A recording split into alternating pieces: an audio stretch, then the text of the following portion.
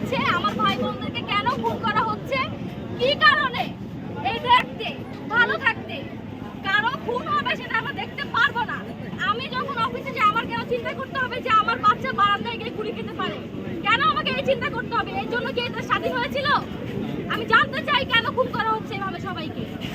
আমরা আর কোনো খুন হতে দেখতে পারবো না।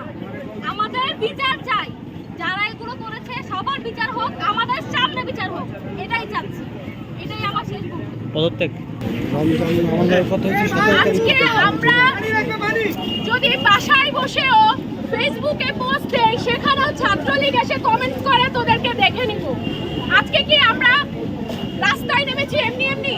সবাই আজকে রাস্তায় নেমেছি এই জন্য যে আমাদের বাসায় বসে যদি হুমকি খেতে হয় যে আমাদেরকে দেখে নেবে, তাহলে তো আমাদের সবাইকে রাস্তায় নামাই উচিত। আমরা কি চুরি করে বাসায় বসে থাকবো? আমাদের কি বসে থাকা উচিত এখন? না। আমরা সবাই আমার ভাইয়ের খুনের বিচার চাই। আমরা আমাদের কি এখন বসে থাকা উচিত? না। যারা গার্জিয়ানরা আছেন প্রত্যেকটা ছাত্রদেরকে আটকাচ্ছেন যে বাইরে যেও না বাবা, তুমি মারা যাবা, তোমাকে মেরে ফেলবে, এরকম যারা বলছেন, তাদের সবার সন্তান আছে, সবাই জানেন সন্তান হারালে কেমন লাগে। তাহলে যেই মাদের সন্তান হারিয়েছে তাদের কথা কি একবার চিন্তা করেছেন? তাদের কি অবস্থা? তাদের পাশে কি আপনাদের দাঁড়ানো উচিত না?